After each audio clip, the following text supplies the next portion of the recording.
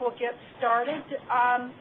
This is a small group this morning, so I'm going to suggest that as I go through the presentation, if you have questions, let's just take them as they come up versus waiting till the end.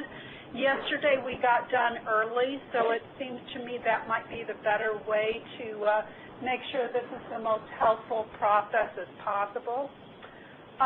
This session is a briefing session. It's not meant to go through line by line the form. It's meant to give some overall information and give you an opportunity to ask any specific questions. We recorded yesterday's presentation, and we will be recording this one as well. And they'll be up on our Star Cafe room that we set up just for this planning process. Rochelle's going to give a little bit of information later on in the presentation about that Star Cafe room. So if we're ready, let's get started. I heard we have folks from Africa, Asia, the Midwest, any other regions represented? Okay, good, good. Marcia, this is Dick. I'm on the phone, not on live meeting. Okay. Dick, would you like the PowerPoint slides sent to you so you can follow along? Yeah, I'm having trouble connecting. That would be nice. Thank you. Okay, Rochelle can do that. All right, let's get started then.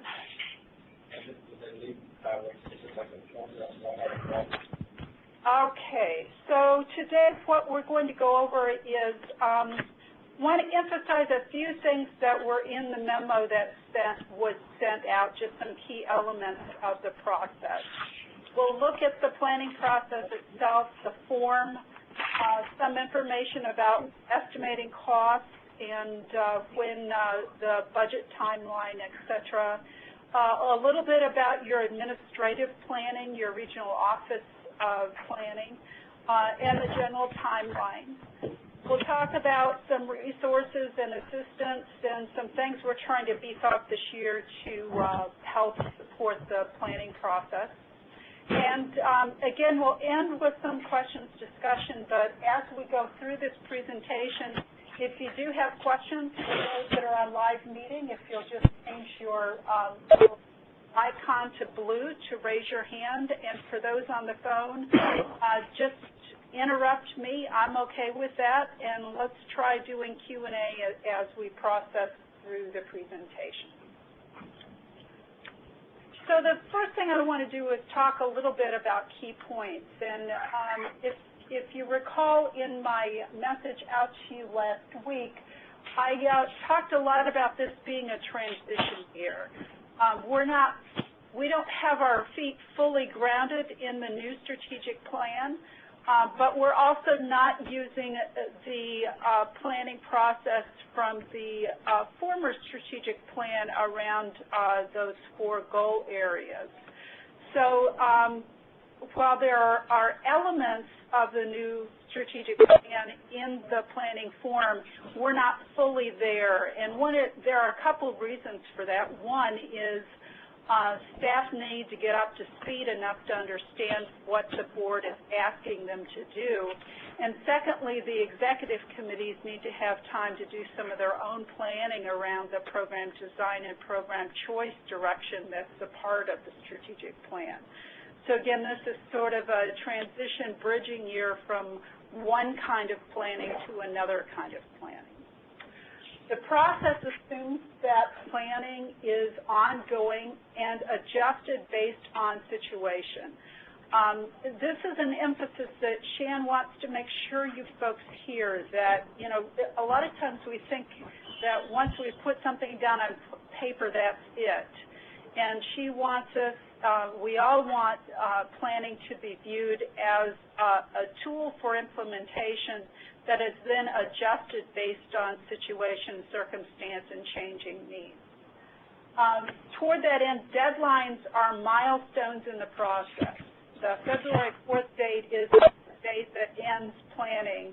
It's just a milestone conversation and consultative process that we hope happens throughout the year as you plan and implement programming. right. So the planning form, if you've taken a look at it, it looks different, but it has a lot of the same elements as last time, just not framed around the 4 goal areas.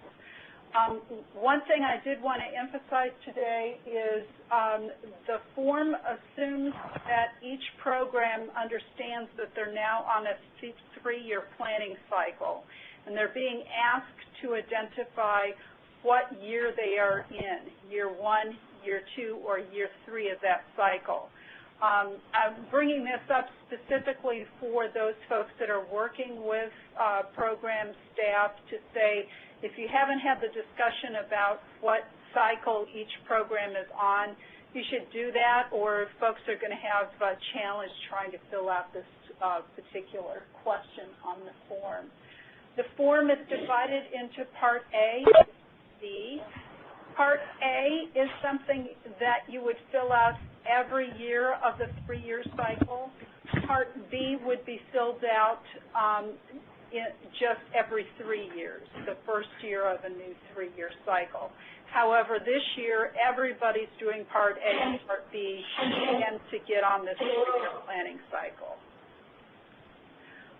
You will note that if you submitted an FY 2013 plan, your form is pre-populated with the name of that program and the description you submitted last year.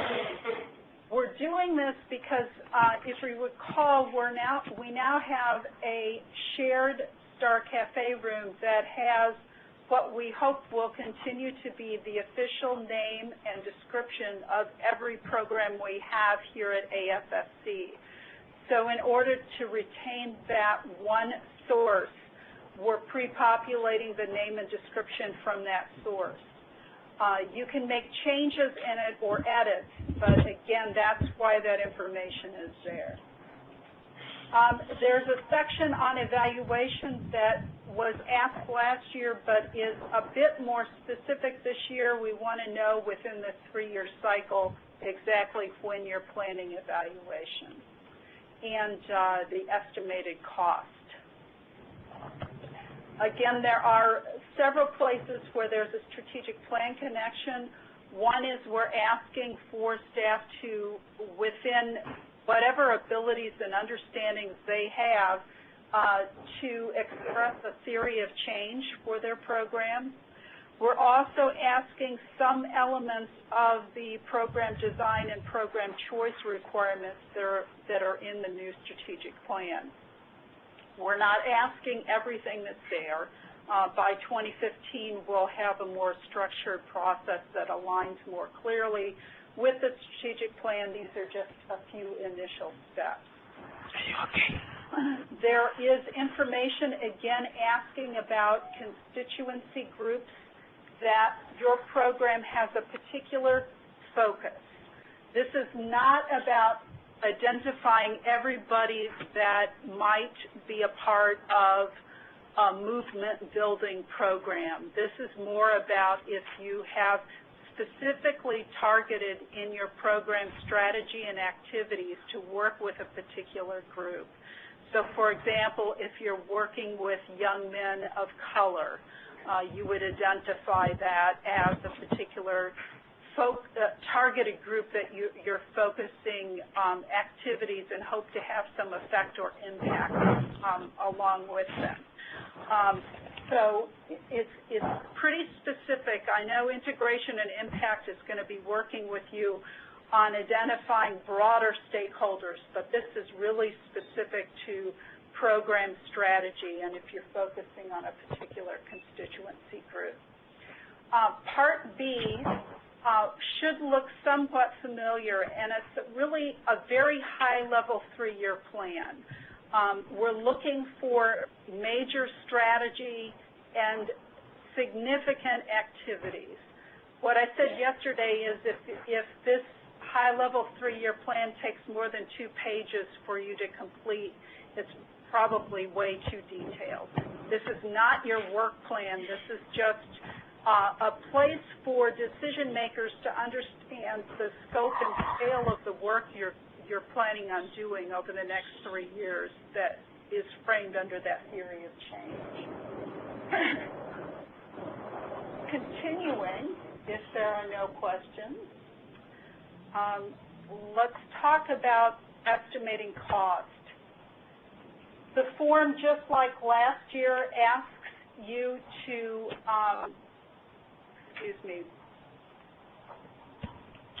the form asks you to list the estimated cost of the program, and it's part of the submittal. I believe you've received some information from finance, and you can also, if you haven't gotten support from your AGS and you need it, they can help you in developing this estimated the estimated cost for your program. Estimates are due with the program plan on February 4th.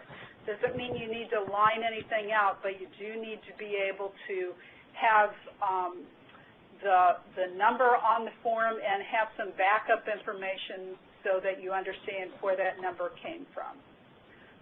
Work on plans and cost estimates will be finalized into that general line item format that we're all familiar with. Those should be submitted to the AGSs in early May, and they'll work with you on this specific timeline for that. And finally, finance will take those and finalize those spreadsheets and upload them into Excel by the end of July. So that gives you a little bit more detail on the budget timeline, which I was not clear on when I sent the memo out last week, so a little bit more detail there. Another piece that we didn't talk about very much, well, not at all, actually, in the memo that went out last week, is your administrative planning. This is due on February 4th as well, and I'm in conversation with your AGSs right now in developing a very simple planning tool based on function that you'll use to create your administrative support plan. This is going to be really straightforward. I think it'll probably be the easiest way you've done your administrative plan since I've been here. We're not going to try to use the program planning form and try to switch it up and change it. It will just be a separate, very simple document. I'm hoping that that's going to be to you soon, but I'm saying that by early in January you'll have it, and I'm hoping that that'll give you enough time, and I think it will. Yeah, I suspect it's not going to take you very long to complete that.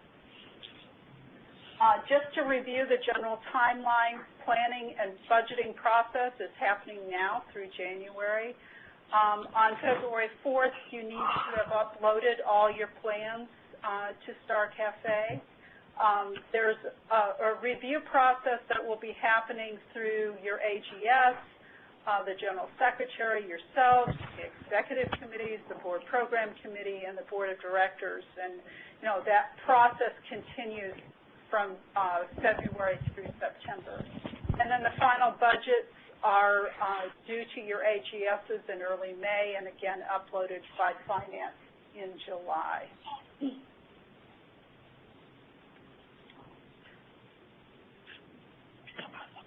Okay. Marcia? Yes. Marcia? This is Margaret in Chicago. Just one quick question. On the budget figure that we are going to submit with our plan on February 4th, if I understood you correctly, so we need to have some basis for the estimate that we're submitting, but we do not need a line-by-line item. On February 4th, you will not be submitting a line-by-line item.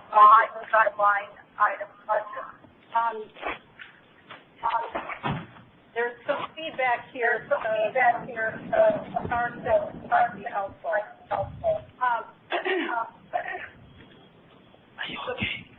You need to use something to estimate these costs. So behind okay. I think what Lee O'Neill sent out might be helpful there, which is kind of a not all of the line items, but the general categories. Right. But you don't need to submit that with the plan. Great. Okay? Thank you. Sure. Yes, thank you. Okay. Here, I just kind of wanted to say out loud what, I'm envisioning the way this process is being resourced. And of course, as regional directors and associates and assistants and country representatives, you're key to helping program staff develop these plans along with the associate general secretaries. We also provided a guide to you that goes along with the planning form. We're recording these live meetings, and they'll be uploaded to the Star Cafe site that Rochelle's going to talk about in just a minute. And then planning and evaluation, the staff team is available for questions and consultation. Questions can be sent to anybody here. Rochelle is kind of the keeper of all things Q&A. So if you want to send your questions to her, that would be the most efficient way to go about it, but any of us can, of course, help you out. So I'm going to have Rochelle talk for a moment about what's happening on Star Cafe and what will be available to you and your staff probably at the end of the week. Thanks, Marcia. Hello, everyone. I'm Rochelle Adyamoa, and I'm also with the Planning and Evaluation Department.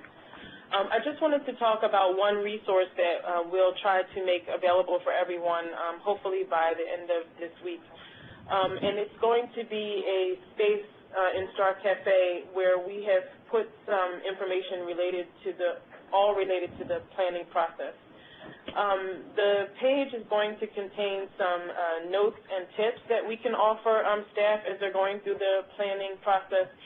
And some of the information that we're gaining from the notes and tips is that we've worked with one program to help them to develop their program plan sort of earlier than everyone else. And we're going to use that plan as a guide for people, or something that people can refer to as they're going through and filling out their own forms and also going through their own planning process.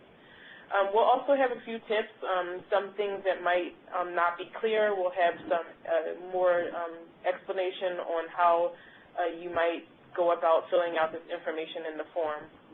Another part of the Star Cafe that we're hoping to develop that will be ongoing is a frequently asked questions area or a question and answer area, and we're collecting some questions that we've gotten from people so far that we feel like might be helpful for other staff as they go forward with their process, with their planning process. And we'll be putting some of the answers to those questions, so that'll be an area that people can refer to for assistance.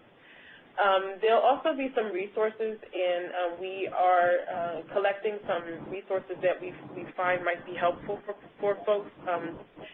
Some resources that may come from other organizations that we might rely on or that people might find useful to help with their planning. And also, we hope to have a survey in the Star Cafe, and this is an area that we are really hoping to get support from everyone out there who is a part of this process, because we want to hear feedback from people as about the forms, about the process, about the resources that we provide, and whether it's helpful, and your ideas on how we can continue to improve and make it better and most useful for staff. So again, you will receive a link to this room hopefully by the end of this week, and also if you miss it, it will be in the AFSC Weekly Bulletin, another way for you to find it. And as Marcia said earlier, you will also be able to find the recording of these meetings and the PowerPoint located in this room as well. All right, thanks, Rochelle. We put the Planning and Evaluation team's contact information in this presentation as an easy reference for you and your staff. Rochelle and I are probably would be the primary folks for the FY 2014 planning process, but any of the team can assist. If you have specific questions regarding evaluation, Kirsten Helene is our primary contact for that kind of question. And of course, Laura Horowitz has a little bit different hat, organizational learning, but we all sort of help each other out. So if you've got a pressing question and can't find anybody and Laura's the only one around, please call her. When she worked with Pew, she was in the Planning and Evaluation Department, had a little bit different role there. So she does have some experience in this area and some great wisdom. So that's the formal part of our presentation, and we'll open it up for some general discussion and questions. If you have something you'd like to say in the live meeting, if you'll change your little box to blue as raising your hand, that way I'll know that you want to be called on. If you're just on the phone, let me just say right now, why don't we open it up and you can ask your question with getting the queue. So, is there anybody on the phone with questions?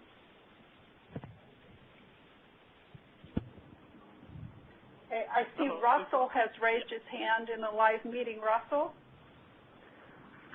Yes. Thanks very much for the presentation.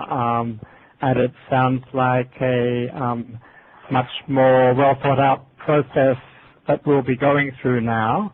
I have to admit I'm a bit behind the learning curve because normally Patricia goes to these meetings and she was unavailable this time, so asked me to attend. And also to convey to Asia staff at our Skype meeting on Friday some of the things that have been discussed in this meeting. For that reason, I think it would be very useful if I could also receive the PowerPoint. Also, I'm not sure about where to get the key documents, such as the program planning form and the guide. Are they on Star Cafe somewhere? Those were actually sent to Patricia because they are customized for each program. But Rochelle can send that email, forward it to you so you'll see that, what was said and how it was transmitted. Okay, that'll be great. Thank you. You're welcome. She's also going to send the PowerPoint to you. Thank you. Other questions, comments? Marcia, yes. I'd like to ask a question with regard to the planning form on page 5, with regard to the constituency groups. You have the lesbian, bisexual, gay, transgender, and others. So my question is whether people living with HIV/AIDS are also considered a special constituency, because it's one of the target groups in our project. Part of the challenge here is we've got to do better with understanding some of the nuances of our programs and who the constituency groups are. What I would suggest is that prior to this, there is a section for a narrative just on page 3, the groups and people you work with, insert a 100-word narrative. I would suggest you specifically talk about AIDS there, and then what will happen is integration and impact will pick that up, and the next round of planning you'll see that we'll start tracking those particular groups as well. But thank you for bringing that to our attention. This is Celestine. I wonder if I can ask a question. Sure. Yeah. Actually,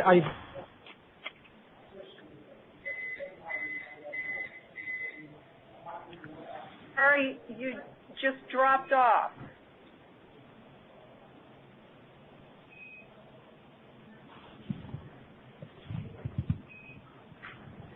Still not hearing you. I think you'll come back. I think the electricity went off. Yeah, I'll come back.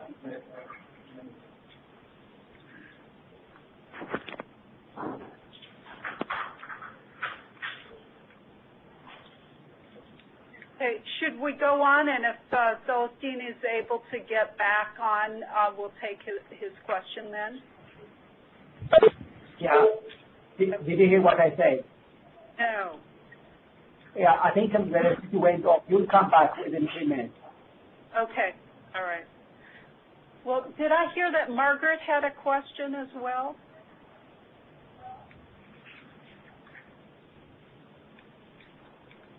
Maybe not.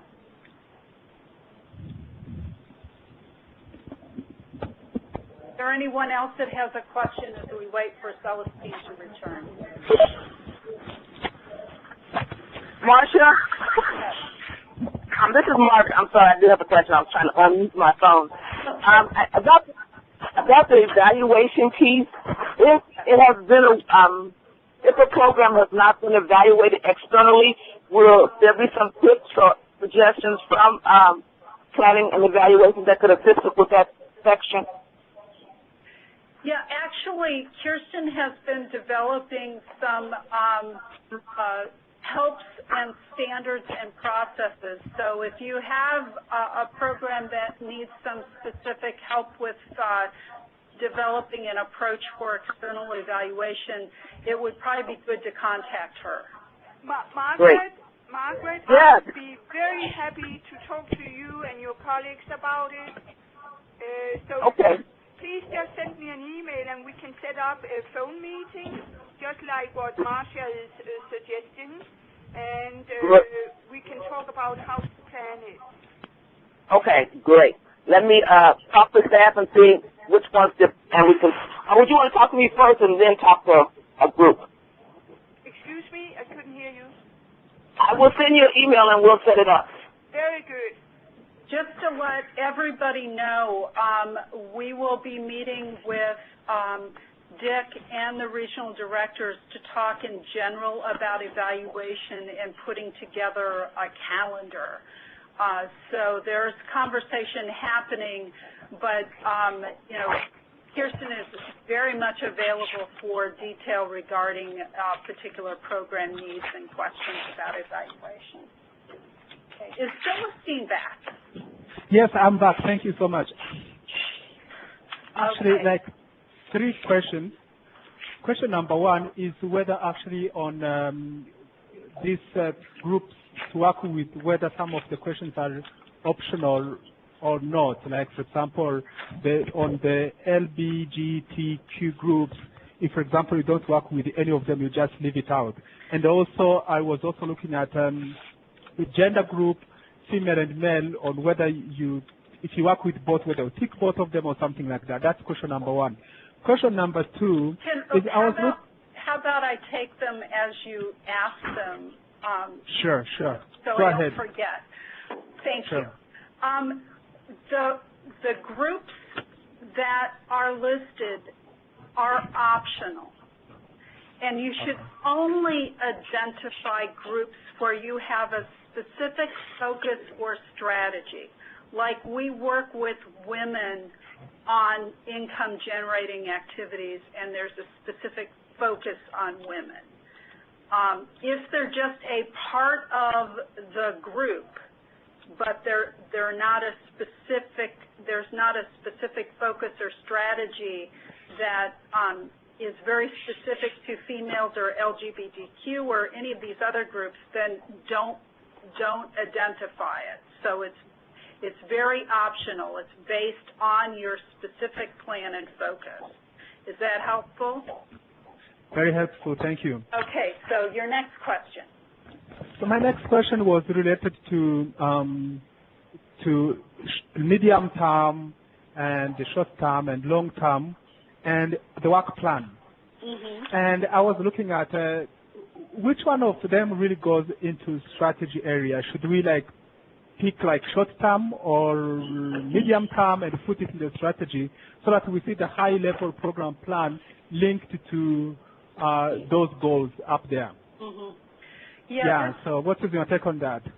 This has been a challenge because of how the AFSC logic model was originally developed. and linking the strategy to the intended results. What I would tell you is that Part B, where you're asked to do strategy and activity, is over the 3-year period of your program. So you would only connect those to directly to a short or medium-term intended result. Okay. But there ought to be logic that we can see how you're moving toward that longer term.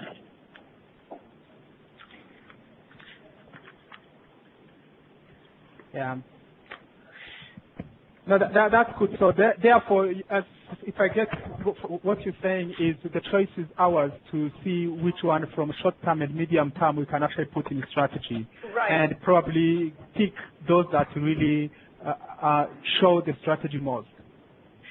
That's correct. And I guess I would be very careful with including intended results that don't seem to connect with the 3-year plan. Because that's part of the logic of this. If it's not connecting, how are you going to get to that intended result? Right. Of course, the second one is, the third one, which is the last one, is linked to joint program information. I know there is a line there that shows that we can identify other collaboration work that we've had before, but I really wanted to ask why you singled out those two, on whether actually you couldn't add others. The reason those two are singled out is because those are the only that are currently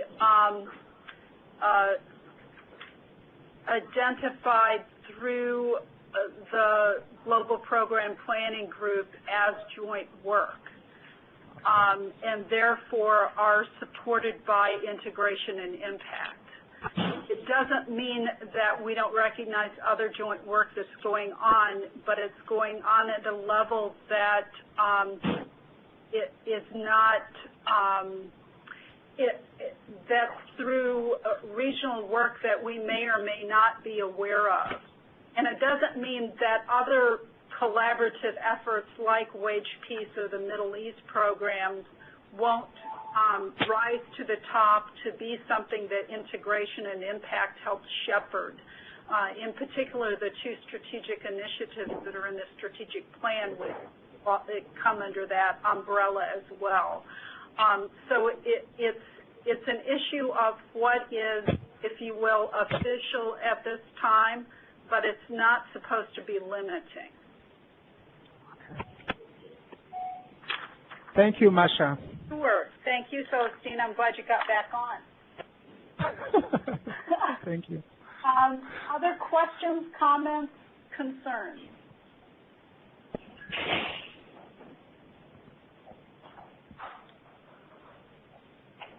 Okay. Well, I'll tell you what. I'm not one to just fill up space. So if we're ready to move forward, let's do that. I mentioned yesterday that we're very interested in providing support along the way, and that's one reason why we created this Star Cafe room to kind of continue the conversation. But we're also, if there are particular concerns or questions or something that we need to gather back around a phone conference call or another live meeting, very willing to do that. So please be in touch, give us feedback, let us know where there might be problems or opportunities that we could, care for in another collective conversation. So I don't want you to feel like, well, we've done the live meeting, now we're complete with what we need to do is planning and evaluation. We want to make sure that this is a supportive process for the long term rather than just one point in time. So be in touch, let us know. Rochelle will be communicating that link to the Star Cafe room so that you can share that not only with your staff, but also to take a look at what is happening there yourself. And especially, I know, Russell, you said you're meeting on Friday, so after that conversation and others that you have with additional staff, let us know what the issues and problems are, and maybe we can provide some more support. Anyway, thank you so much. Appreciate you being on the phone, and I'm sure that we'll be in touch along the way and connecting up as we move forward. So have a Thank you, Marcia.